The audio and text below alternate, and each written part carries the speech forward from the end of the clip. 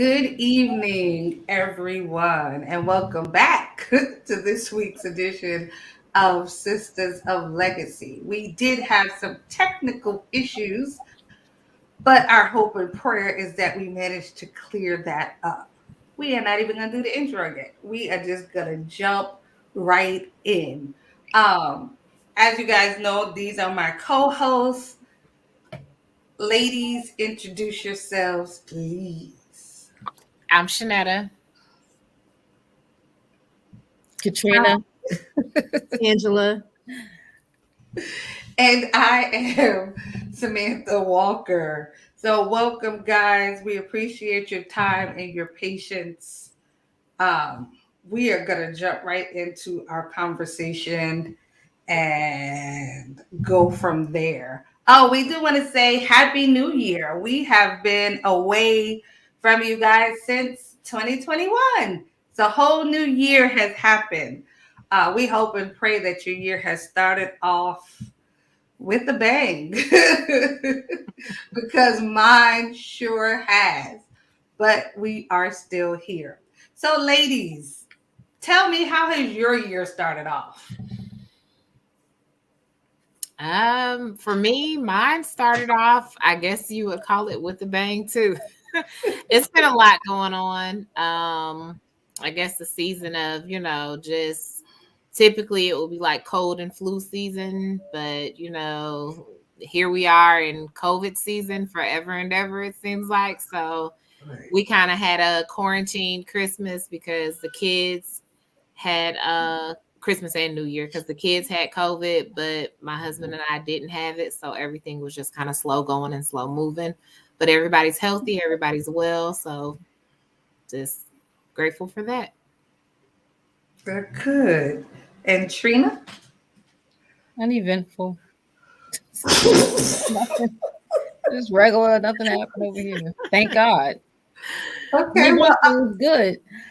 uneventful can be good. It really can be good. Yeah. So, Tangela, you have been away from us for a minute and very much missed. So, tell us, how has your new year started off? Very busy. Okay. Very, very busy. Both my husband and I started new jobs, and it has been um, an adjustment. It's been an adjustment, and I'm currently kind of pulling double duty while my previous role is being filled. So Okay. it's been a lot, but God is good. Amen. So, not really like a new job, more like a promotion. Yeah, and maybe one day we could, kind of talk. I took a pivot in my career Okay. and made a strategic change. So yeah, some would consider it um, a lateral move or a demotion. I see it as strategic alignment, Okay. Nice. but I very like the way you made that sound. Strategic alignment. That sounds fancy. happy. Make the moves, girl. Well, congratulations. Thank you. As I said, my year, listen, 2021 went out with me having COVID on New Year's Eve, not New Year's Eve, Christmas Eve. I woke up with COVID, and so I had a very lonely Christmas all by myself because I had to be away from my immediate family, and then we had to cancel, seeing the other parts of my family because of COVID. I brought in New Year's, still again with COVID. So my year started off in a way that I definitely was, um, Lord have mercy, not expecting. Mm-hmm. But like I said, we move forward. I thank God for being currently COVID free and feeling much, much, much, much better, and really getting back to feeling like myself. So, you know, it was a slow motion, like you said, Shanetta, slow motion for a little while, but we move forward. Tonight, our topic for tonight, as you guys can see, is healthy conflict resolution versus avoidance. So first, I'm gonna ask the ladies. So, which person are you? Are you the person that you're just going to avoid a situation or ignore a situation, or are you the person that's going to confront and resolve a situation? I am All right. confront resolve. I would call it healthy conflict resolution. The people that I deal with might call it annoying conflict resolution, Okay. but it's gonna get resolved one way or the other. But Okay. yeah, I'm definitely confront and like definitely deal with it. Okay. I Tangela? I would naturally avoid conflict if at all possible. Okay. I don't like And Trina? conflict. Um, I avoid confrontation. I don't know how to avoid conflict. You know what I mean? I don't like to.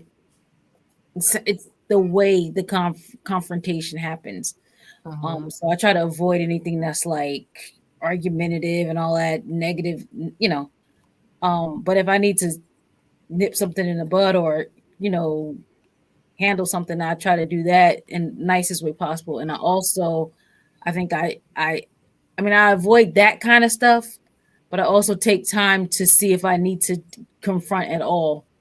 So I Yeah. may end up not confronting or addressing it if I'm just like, I don't need to say anything. So, Okay. And how do you make that determination?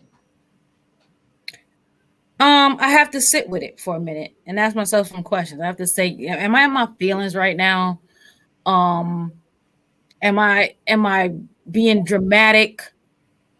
Because sometimes you go there, like sometimes it's just like your mind goes way down the road. And then when you come back and sit with it, you're like, you know what? It probably wasn't even all that. It ain't even my mind. And then you say, and I say to myself, okay, 24 hours from now, am I going to feel this same way? Am I going to be riled up and all that? If not, then I don't need to say nothing. I don't need to address it. I don't need to deal with it. I mean, or I found a different way. Or I say, well, I try to see their side of it or whatever and see, okay, well, maybe I just need to ask a question or two. Maybe I need to say, well, were you feeling that way? Is that how you saw it? Or, just ask some questions. Maybe it's really not a conflict. Maybe there's not a real issue if I take some time to step back from the whole thing and say, okay, wait, let me see But then, sometimes people they have the spirit of offense, so they be ready to always have rah, rah, ready to come with something. And I'm just like, I was all right. I don't know. I'd be less step back and see if there is something or not. Because sometimes, it's just a misunderstanding or something we just need to, okay, I didn't mean it. I didn't mean that like that. Or, oh, I meant this. Oh, did you say that? Like I sent my daughter a text the other day, and she came and showed me. She's like, "What does this mean?" I was like, "No, I said it like this." She was like, "Oh, because I thought, So just sometimes you just need a little clarity to say that's not how that was said. I didn't hear that like that, especially with text messages. Mhm. People be like, "I thought," and they thought you sent some old sarcastic neck rolling, and you was ha ha at the when you typed it. So sometimes you need some clarity before you go. So let me resolve. This ain't nothing to resolve. You be like, no, I didn't mean that like that. So you got to take a minute and just step back from it. I think. Well, listen, I like how you say ask yourself if in 24 hours you I like that still too. gonna be. Mhm. Listen, that's a good one. I'm gonna try to remember that next time Yeah. because, like yeah, I'm gonna have to write that one down so I can remember. Ask myself in 24 hours, will I really care about whatever? Will I really feel the same way? That's a good one. That's really gonna have to be sitting in my brain. All right. So Felicia Aldridge said, "I used to avoid conflict, but since working in customer service, I've begun. to use healthy conflict resolutions, and it's been working in a positive way. Okay. Listen, customer service ain't no joke. That's for sure. And At listen, I all. commend you, Felicia, because you look like you speak all English. And At that's hard to all. find in customer service, especially over the phone. You always get somebody that's from somewhere that English is like a fifth language. It's not even a second one. It's like, it's like I wanted to back up to what something that Trina said in her opening statement, the difference between conflict and confrontation. Yeah. mhm, Because and I like how you phrased that, and I think that's kind of where my mind automatically went is into the confrontation, because we have conflict every day, even if we don't realize that conflict is just a difference of opinion. But I Mhm. think I automatically went to the confrontation, the inside the ring. But conflict is around us every day, even if it's just, what do you want to eat? I don't know. I want tacos. I want, Italian. How do we get to a happy medium? And I right. think that's kind of where you're headed with our conversation tonight, Sam. Okay, but Italian tacos. Soft. so I got a question. So you brought up the point, and I was waiting for somebody to bring this up about confrontation. Why do we associate confrontation with being a negative thing? Because when I come to you to resolve the conflict, in essence, I'm confronting you. I'm coming to you. But I think we put such a negative connotation on the word confront, or confrontation, that we automatically a lot of times become either defensive or withdrawn because we think it's going to, snowball into something else. I'm gonna tell you why I think I know for me, I think it all boils down to what were we taught about relationships Okay. in our household. I don't know if it was if my mom and daddy watching. Love y'all. We didn't challenge. We didn't ask questions. It was this is it. Mhm. So there was no conflict, and hence there was no lesson on conflict resolution. So I think that's when, as I got older, even in like the workplace, if I disagreed with what something my leader did or said, there's always this kind of hesitation to say, oh, I better not say that, because they may not like that. But Mm. that's really a deterrent, for true growth. I had an incident with one of the kids, no, Kinsley, and she's not watching, she's in bed. She stuck a bead up her nose, Lord. and that was a whole ordeal. And so it was so funny. We kept telling everybody about it. Like, let me tell you what your grandchild did. So we went to my in-laws, and of course we bringing it up. My daughter tapped my husband on the leg and said, "Daddy, can I talk to you for a second?" And he was like, "Okay." So she pulls him into the other room and said, "How many times are we going to tell this story?"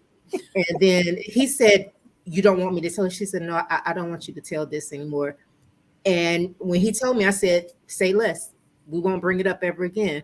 Because to me, that was a healthy way to confront Right. and to clearly, for a 5-year-old, to state her opinion. I was like, "Dang, I need to learn Right. some some techniques," because she was very articulate. She wasn't emotional. She wasn't, crying, and she was just, I don't like it. Doesn't make me feel good when you keep telling the story. Okay.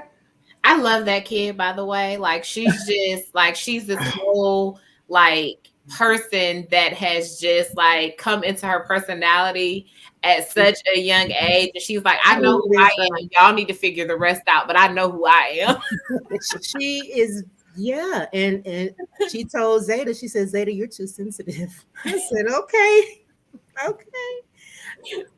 But Okay. it's like you want them to. It makes me happy to see her be able to communicate. Mhm. Right. Because she's doing some stuff. It took me a while to learn. Yeah. That it's okay to speak up. It's okay to say, I don't like this. Yeah.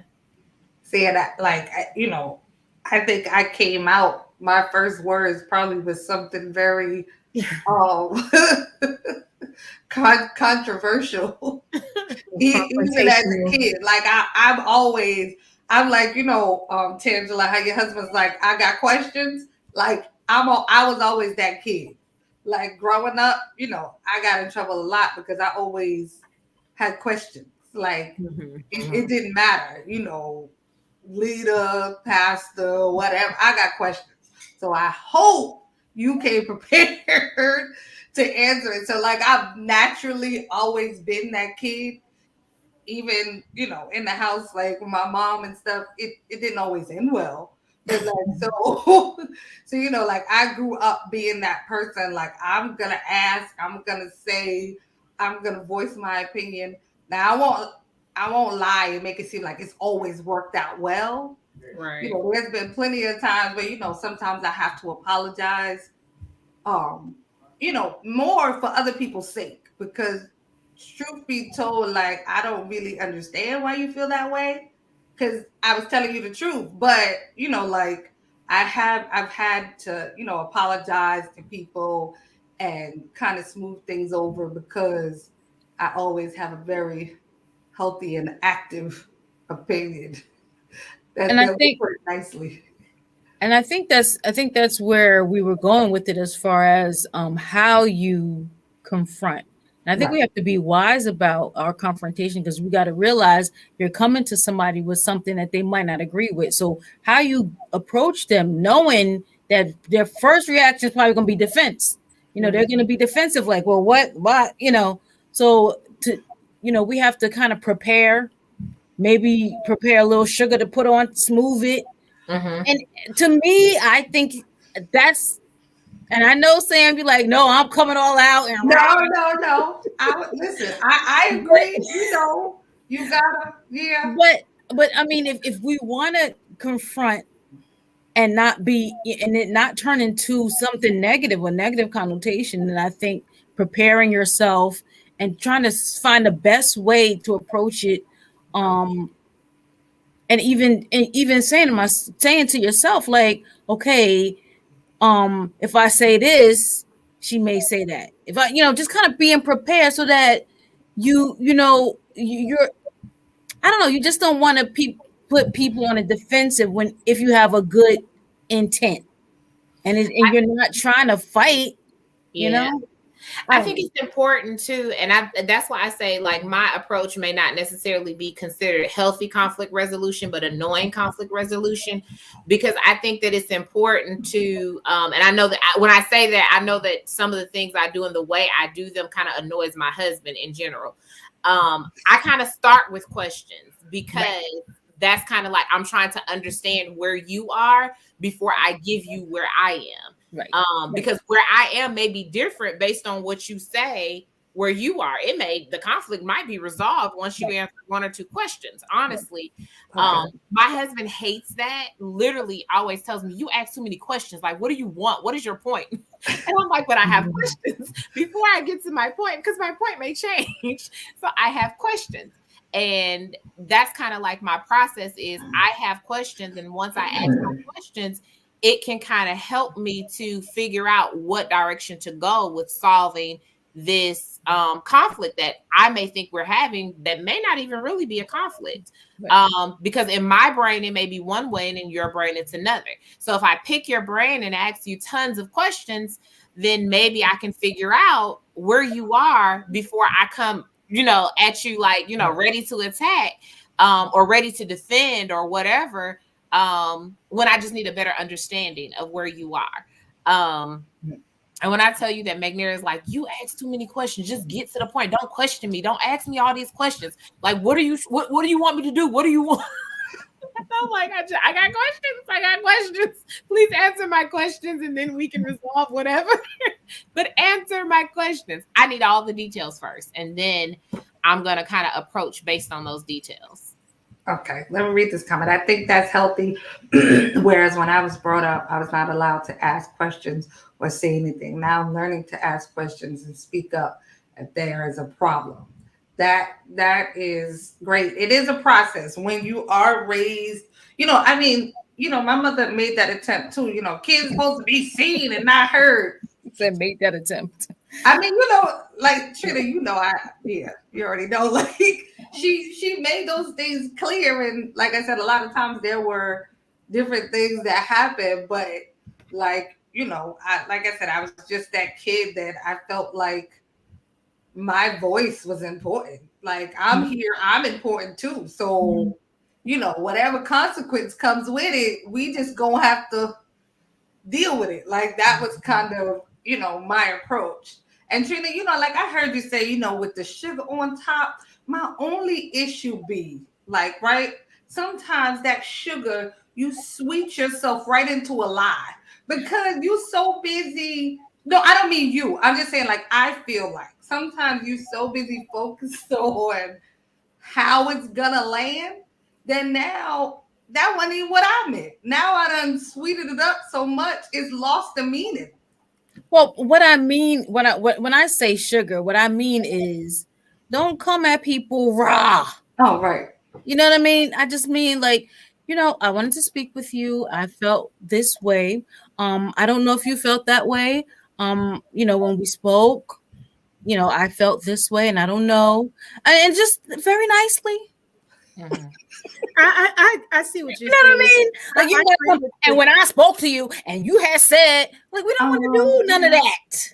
You know what I'm saying? We just want to nicely approach it and, like Shanetta said, ask some questions. I'm not sure if when you said this you meant that, but I felt this way, and is that what you meant?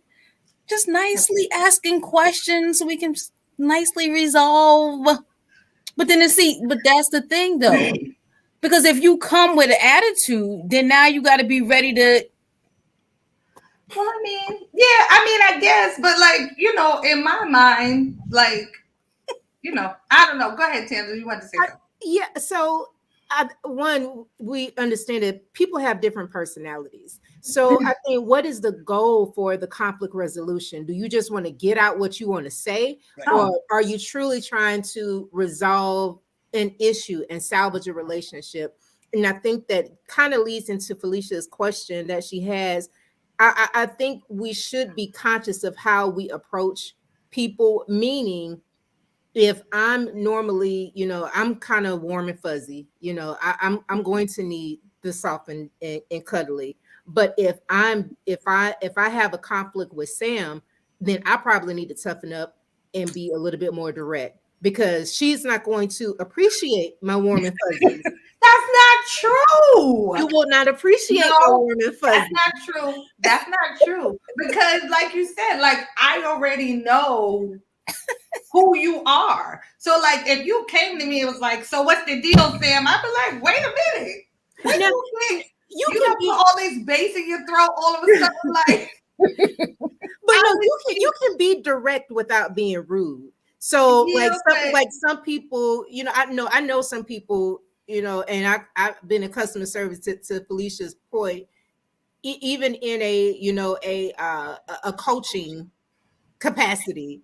Some people, they want to give it to me straight up, no chaser.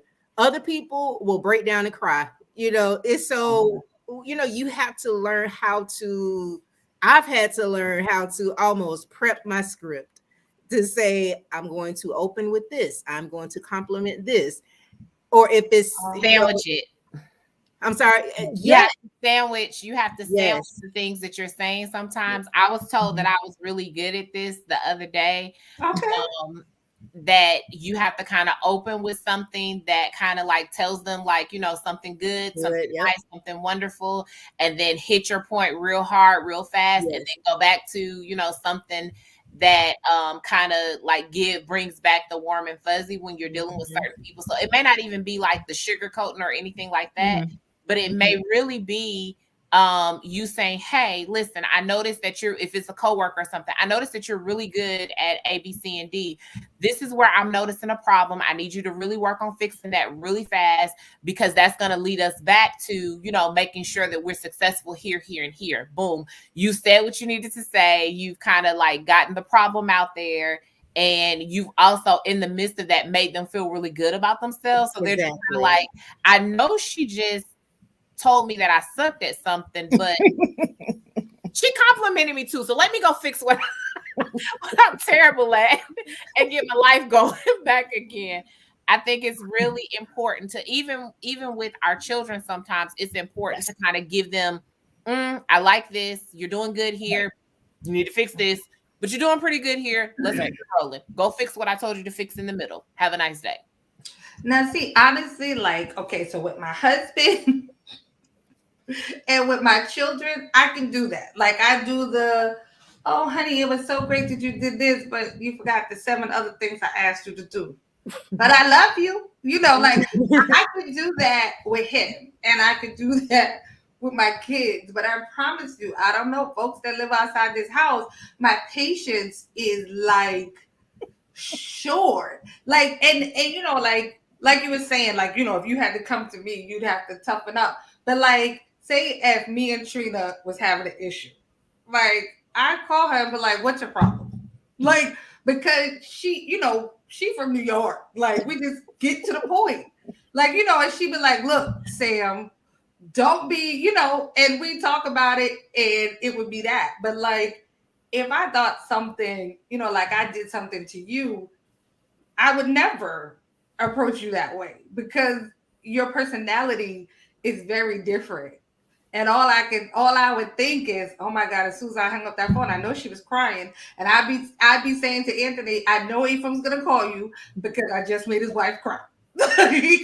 Like, you know, like that would be my thing because I realize, you know, like you are more sensitive in my eyes. And I guess, you know, people perceive sensitive to be a bad word. I don't mean it in a negative way. I just mean, you know, I don't know, because it seems You're like just the more sweet. words. Angela is sweet, and that's the like. That's the I would. Well, then Instead that's of kind of like saying sensitive, I'm sour. I would say No. not sour. No. What does it have to mean? But I know I definitely get what you're saying. And to be honest, I've gotten a lot better. I used to cry at the drop of a hat, but I think being in certain roles and being forced to have to stand up for yourself Mhm. makes you kind of toughens you up, you Yeah. know. And really conflict is just communication and Basically. dealing with, you know, communicating, you know, your stance, your needs, your feelings. Um, and after you go through enough of those lessons, then, you know, it does get, you know, a little easier. But I do, you know, do like the fact that I am sensitive, or some people call it an empath, because I think that that does make it easier for people to talk to me. And I have had people say that, and I think that's one of the reasons. That, you know, that's not to say that any other personality you can't, but I'm learning to, you know, be okay with the fact that, you know, I am warm and fuzzy. I like that, and I give that. Yep. And there's a place for me in this world. Right. But Absolutely. I think we need it all to kind of balance out, because Yeah. you can't have a team full of warm and fuzzy folks. Nothing Right. would get addressed, nothing would be accomplished. You have to have some of those personalities that says, okay, what's the issue? How do we fix it? How do we move on? And this is what needs to be done. Right. I agree with that. So Felicia's question was, so should we approach conflict resolution differently towards men and women? I'm definitely going to say yes. Like, oh, even Tangela, like, she's very warm and fuzzy, but like, you know, I know you and Shanetta, y'all are probably already thinking about it. Like, me and her husband, you know, like, we had an exchange, and Tangela seemed like she was like cringing in her seat while we were like talking. And I mean, when it was all over, we were like cool. It wasn't like a negative thing. But if you would have walked in the room and not like known what was happening, you'd have been like, oh my gosh. But he and I, you know, we have that relationship. But on the same token, like, how I would talk to him, I wouldn't talk to Tesla because of the difference in personalities. So I think some of it may boil down to sex, and then some of it may just boil down to the person's personality type. Like, Yeah. it's of course better knowing somebody and knowing what their personality is like. I feel like that does make the communication, a lot easier Mm-hmm. if you kind of know your audience. But Yeah, so because you yeah, don't. Yeah, because like with the people who you have personal relationships with, you don't have to navigate through the minutia. Was that did they? You kind of know them, so of course, like I had to cut to the chase with somebody. I was like, I didn't like that. I probably wouldn't have done that with someone else, but this person is, we're close enough to where I don't have to tiptoe around, and I don't, and when you like with coworkers, you really don't know them. You kind of know the work version of them. So the other side could come out, and then you got an HR Oh, who are you? right. listen. So I had, I don't know. I guess I'll just say like a falling out with somebody. Like, and I'm really not the fallout person. I'm kind of like the person, like, I don't care no way. Like, if you stop talking to me, oh well, you're lost because I'm great. Like I tell myself stuff like that because like sometimes people will have a reaction to you or whatever, and you'll be down on yourself, based on how somebody else is feeling. And we kind of had the falling out, and I promise you, it took like almost 2 years for me to be able to call that person and have a conversation. Like that, every time I thought about it, which wasn't that often, it was more like when somebody might ask me, like I would get upset. So like I realized I can't talk to you because it's just gonna go left. Like, and it took like I said, like almost 2 years.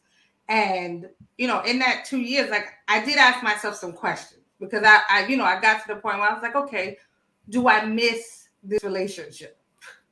And then it got to what would be the point of the confrontation? What would be the point of confronting this person? Like, and I had to be honest with myself that I was confronting them for resolution. Like, I wanted to resolve the issue, not necessarily to continue the relationship. Like, and that, like getting to that resolve was like, it was like a lot of emotions attached to that. When you realize like I want to resolve the issue, and then you sound like you're 6, but I don't want to be your friend. Like, I don't want to be your friend anymore. And like instantly I went back to feeling like a kid. Like, like I went through a lot of emotions. So then like I avoided it. I avoided doing or saying what needed to be said or what needed to be done for, like I said, like almost 2 years. I just didn't deal with it. I didn't make the phone call. They didn't reach out to me. I didn't reach out to them. And I just kind of dealt with it internally, like kind of in my head and processed it on my own time. And I have to say, like, that was like a big deal for me because I'm usually like the person, like, if you got a problem, what's the problem? Tell me what's wrong. I'm going to tell you, how I felt or whatever, like let's just resolve it and move on. But that was one issue that took me like a really long time. And I really did avoid it for a good while before I dealt with her. What? Where do the weirdos come from? I don't get it. So can you guys give us an example? I know some of y'all already did give a few examples of a time where you've had to, where maybe you were forced to avoid something because, can be because you wasn't sure what the response would be, you wasn't sure how you would handle it. Have y'all had those experiences? I I have. I would definitely say, yeah, I've had some experiences like that before too.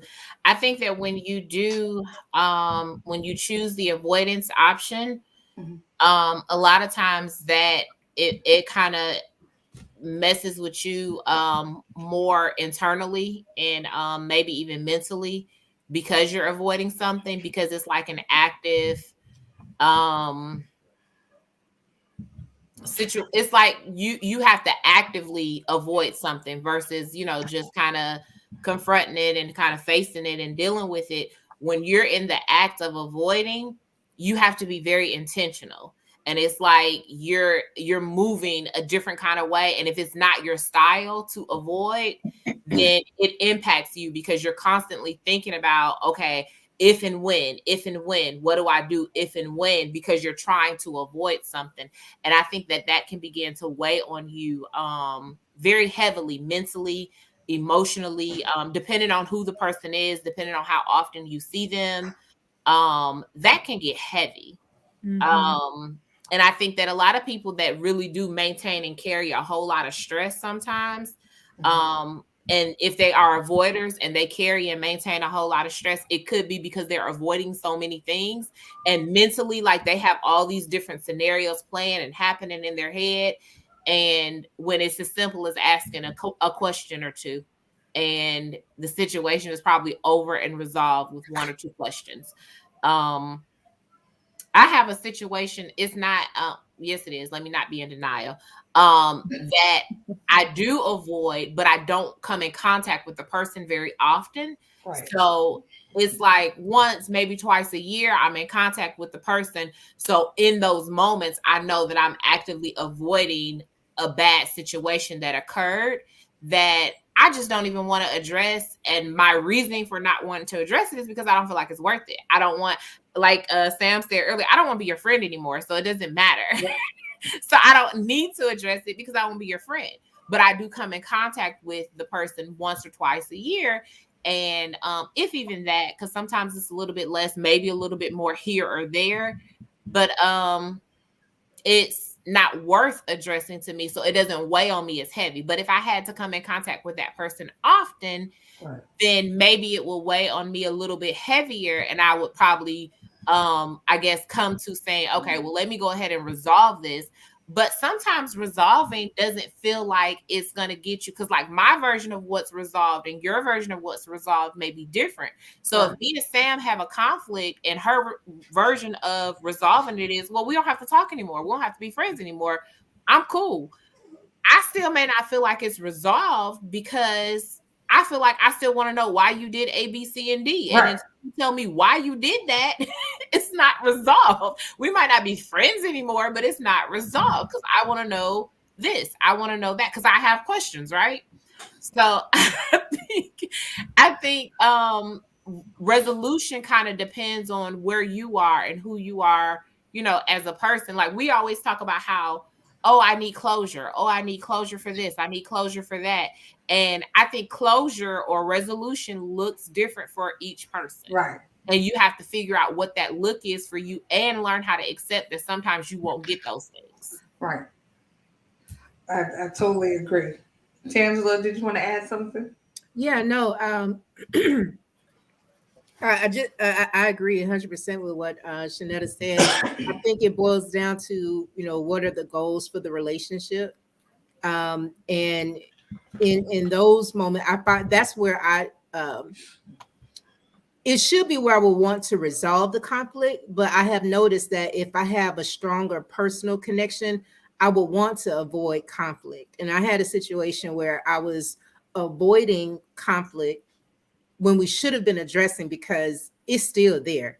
Even when you ignore it, avoid it, try to look the other way, the feelings attached to it is still there, and it will make its way up to the surface, and most of the time in a way that you don't want it to. And with healthy conflict resolution, you can talk about difficult things and have difficult conversations without the detriment to the relationship.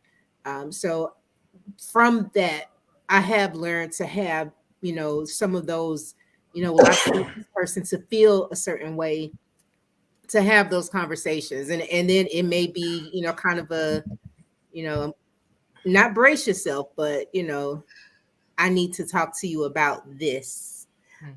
So if it's someone important, maybe I, preface and say, hey, when you get a second, I want to talk to you about X, Y, and Z.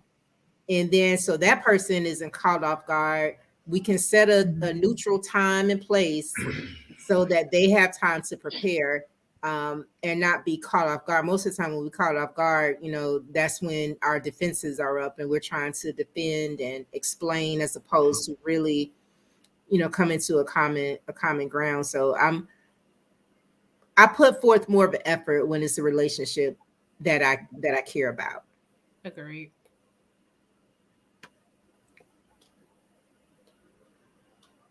Sam, you're muted.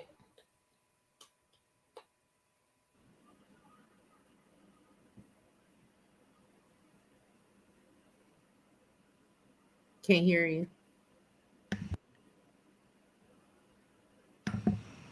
Hello? Yeah. Okay, I think this stuff hates me. I was asking, how do you deal with conflict resolution at work? Do you just avoid the annoying coworker? Do you tell them, give me 50 feet at all times?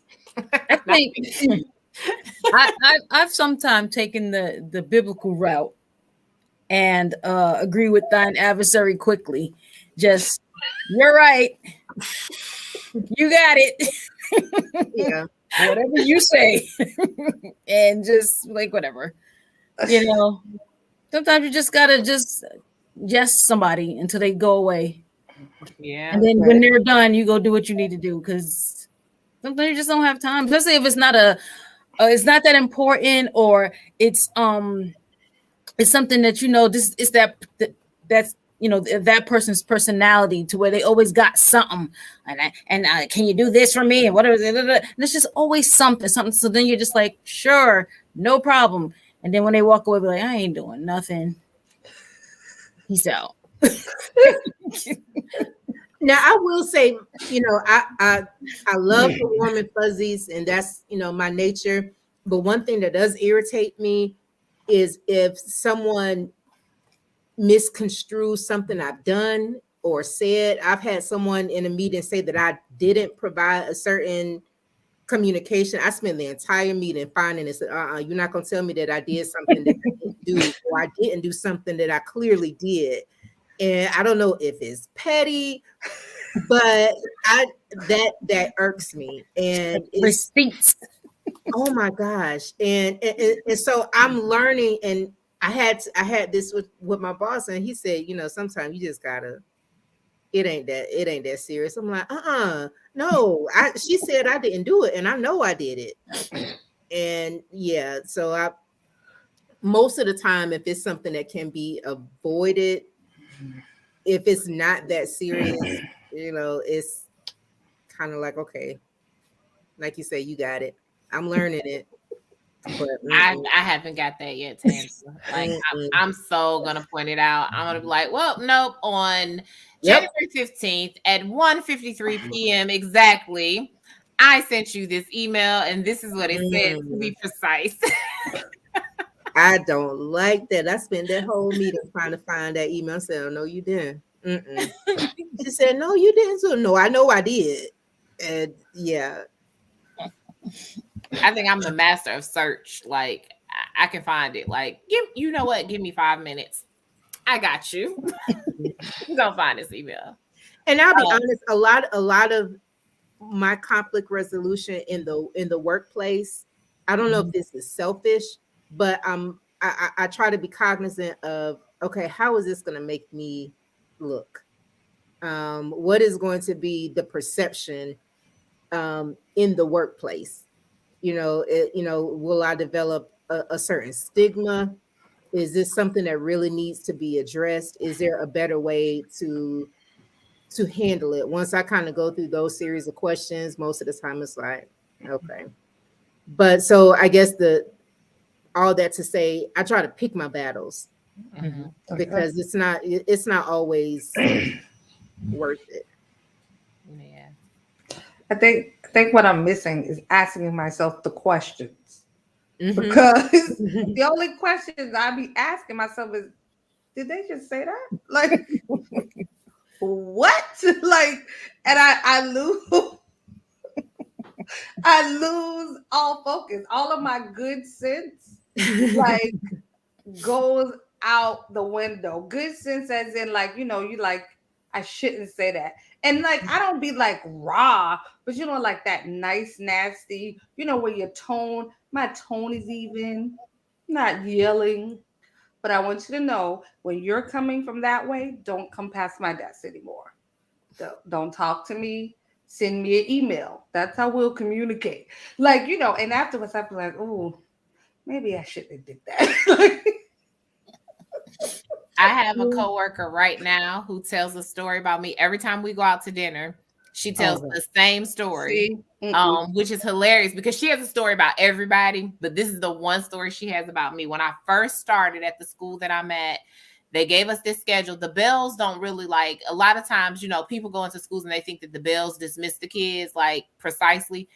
At our school, I don't know what those bells do, but they don't follow the schedule that we're on. So the bells are like really random, but we're on a whole nother schedule. So we're following this schedule, and it was weird because it's, the first year fully into the pandemic. Half the kids are digital, half the kids, where this was last school year, and half the kids are, in person. So everything is just weird and wonky. So I literally went across the hall because I'm waiting on my kids that are supposed to be in my class right now to come out of her room. And it's been like 10 minutes and they're late. So I went and knocked on her door and opened up her classroom door. And I was like, hey, are they taking a test? And she's like, no. And I'm like, okay, it's time for them to come to my class then. So I'm gonna need you to wrap up whatever you're working on, send the kids over so I can start teaching my lesson, because I only get 50 minutes with them. So like, I need them. Like, we got stuff to do in my class. And that was, for her, that was like the most uncomfortable situation, because I was basically telling her, hey, hurry up. You're on my time now. So, and she didn't have a class after that. So she was cool, like, just lingering or whatever. And I'm like, I'm on a schedule and I got stuff that I'm trying to get in their heads so that, we can kind of move it on. And she was so like, she was kind of like taken back by me coming and saying, hey, I need you to dismiss so that we can start. And she literally tells that story about, and she feels like that was like the worst confrontation ever. What? Y'all. See And that? she tells that story every time we go. She's like, I thought she was so mean. She made me stick to the schedule when she came and she knocked on the door. She wasn't just, she said, I just knew we weren't going to have a good relationship. And I was like, but now to this, like, we're cool. And she just knows that when it's time, like, listen, if I open my door, girl, it's time to dismiss your kids. Like, let's go. And she'll look out her window like, okay, y'all, it's time to go. I had a work conflict, and I typically, don't have any issues with, like, my leaders and things. And I had a new manager who came aboard, and she just did not like me. I didn't know what it was. And again, I'm the person who doesn't like conflict. So I told my supervisor, who's kind of in the middle between supervisor and manager, I said, I guess we're gonna have to have a meeting, because whatever I'm doing she doesn't like, but I don't know what she wants. So we had a conversation, the three of us. That was the most uncomfortable conversation in the world to me, because I think she was under a certain impression, I was under a certain impression, she had certain expectations, but she didn't really know what she wanted. And by the time we ended the conversation, after that, she was my biggest advocate. And I went on to start having like some of my highest ratings in my performance under her. And then I was, I guess maybe we had to have the, kind of get through that weird conversation. But after that, it was, what do you need? And I was, showing up to say, what do you need? What do you think about this? What do you want? How does it look? So we had a more collaborative work relationship. But I think we just kind of had to navigate to that point, because it wasn't clicking and I didn't know why. But, I always, reference that when I think about conflict resolution, especially in the workplace. Yeah, y'all are just so so mature and refined, because I feel like I be doing stuff all all the wrong way. Cause I don't know. I'm gonna have to pray about that or something. Cause I feel like, you know, I mean, typically, like however we deal with it, a lot of times people walk away and you feel how you feel, but you'll never say it to me, which is okay. Like, but you kind of like know where I stand. I mean, I know it sounds harsh, but like it's not as bad maybe as I'm making it sound. But like it does get a little rough. Like, people say stuff like, "Oh, you a New Yorker, that's why you're, you know, we have Southern charm and Southern hospitalities, and New Yorkers are mean, and New Yorkers are this." Like I deal with that a lot, and then yeah, yeah. So I'm working on it though. I'm gonna have to add that to my long list. Oh, hey, Gwendy. She said, and all that getting understanding. Right. And that's how I be feeling. Like, I need you to understand. I don't have time for your foolishness. No, I that come means ask here. more questions so you can understand Girl. them. Listen, I just come to work. Like, I don't want to be friends. I don't want to go out with you later. I just want to do my job, and I want you to do your job. And if everybody's doing their job, you don't got time to ask me about my kids and my husband, because that's none of your business. See, But look. that may impact the type of worker you are. Like some people are impacted based on their family life. So like Mhm. you have two kids, you have a husband, one kid, is having a rough time. Like today, for instance, if one kid is having a rough day at school and another kid is doing great at school, that may weigh on you when you Mm-mm. are at work, and it could impact the way you're working. So if I understand your family life and I understand you as a person, then maybe I can understand the way you work. Yeah, that I don't feel like that's where it be coming from though. You could just ask me. Like when I come, that's what I'm saying. Like when I come to work, once you clock in, log on the computer, that's it.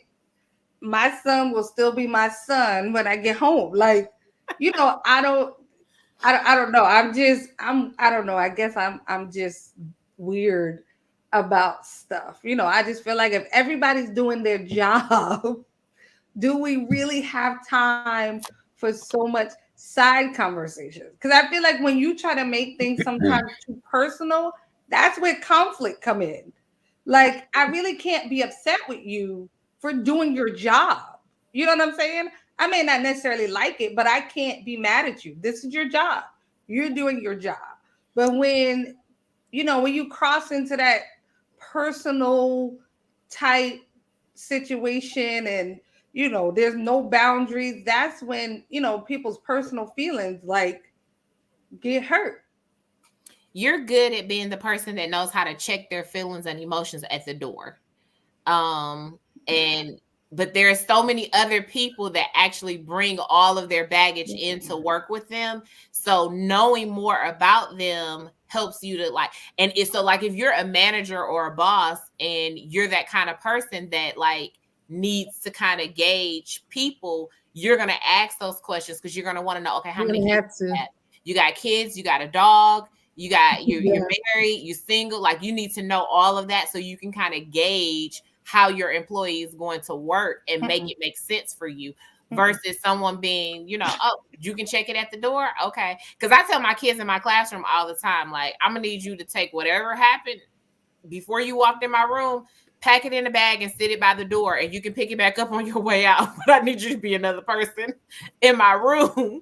Um, but yeah, you're good at probably being able to check your emotions at the door and kind of keep it moving. I That's a guess. compliment too, by the way. That's not like a bad thing. I mean, it kind of just is what it is. Like that's what I'm saying. Like you can't be upset about something that just is what it is. But like I've worked with people that, oh, can I go home? My cat died this morning.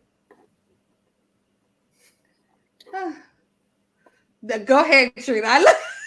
I mean, I get it.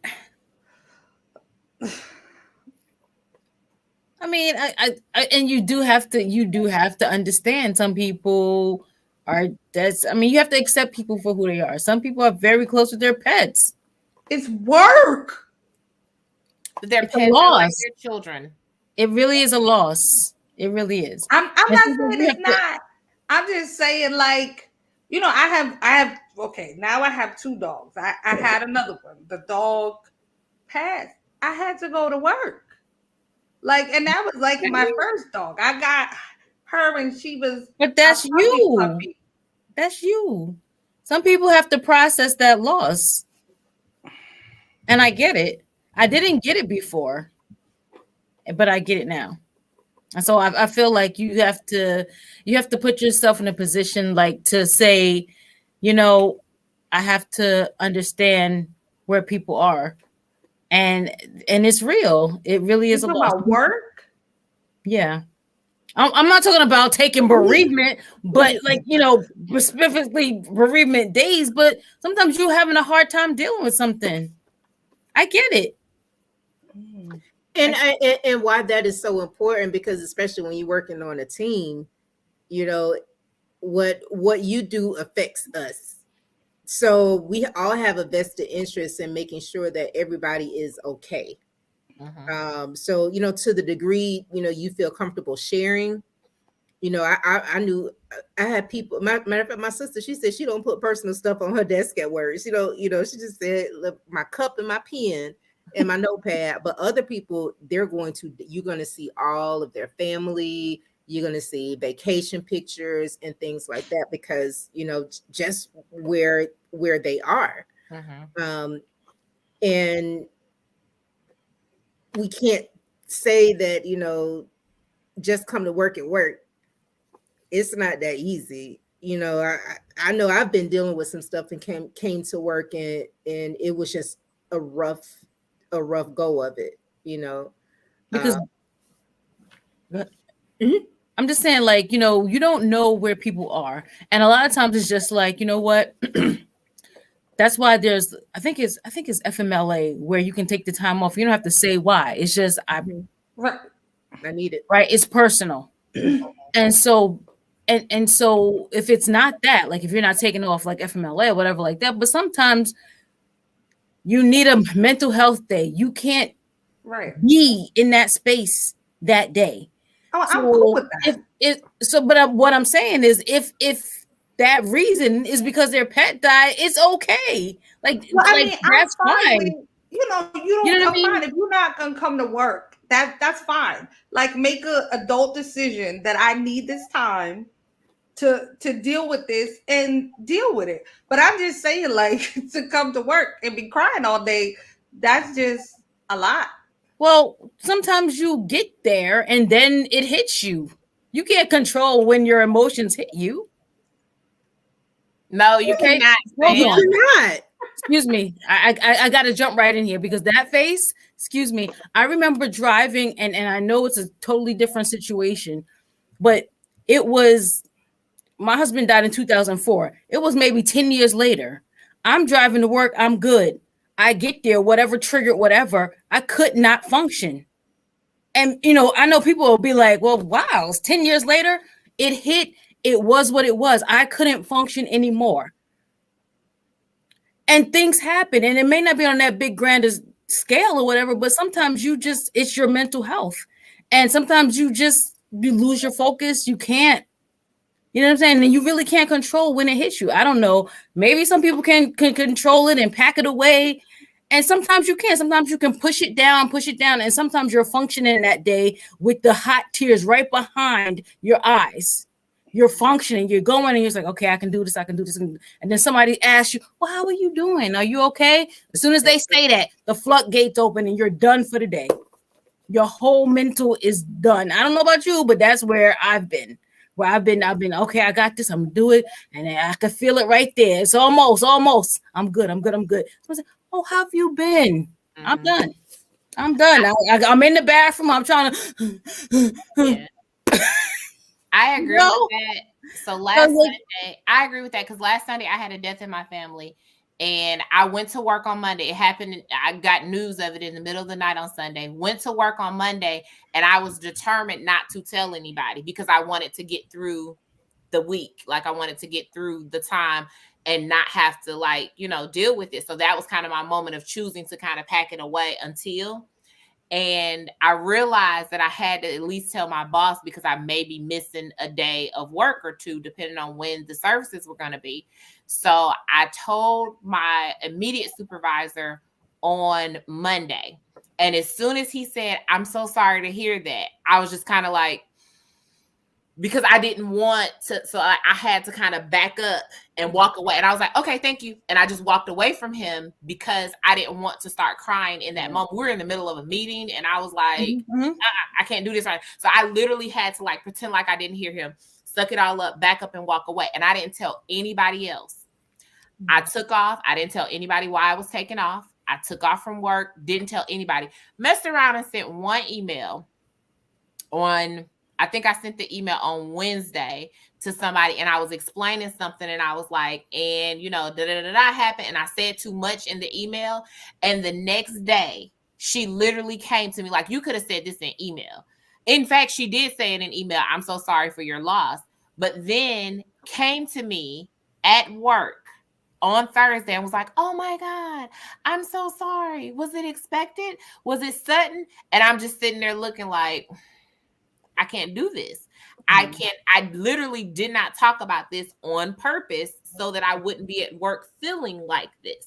I'm trying to just do my job and I can't because now you're asking me questions and it's stirring up all of my emotions. So I literally, and I came back to work and still haven't told people why the reason that one person and my supervisor knows why I was out. And I didn't tell anybody else because I was just kind of like, I just don't want to do this at work. And I don't typically I'll tell them what's going on. "Oh, I gotta take my kid to the doctor. I gotta take my kid back to college, whatever. But this was that moment that I had to choose because I knew that I wouldn't be able to control the emotion behind it. And I didn't know how or when it was going to hit me. So I didn't want to talk about it because of that. And I think that you kind of get different things with different people when it comes to stuff like that. And some people will rather talk it out and tell everybody what's going on because that's their way of coping through it. And other people would rather just not, I just need to keep all my business to myself because I really don't want it out here like this. If you're a manager or a supervisor, I think you have to be prepared to deal with all types of people, whether from one extreme to the other. But as a coworker, I think you get to choose if you want to hear other people's, stories about, what's going on in their personal lives. And I think as coworkers, we have to learn how to respect that everybody doesn't want to know your whole story too. Absolutely. Tangela, did you want to add anything? No, I think Trina and Shanetta displayed that and shared that beautifully. I agree with all of those sentiments. All right, guys. So we thank you so much for joining us. We are so happy that you took your time out to listen, watch, comments. We thank you so much for all of your support. We are on every Tuesday at 8:30 p.m. So until next week, stay safe and wear your mask.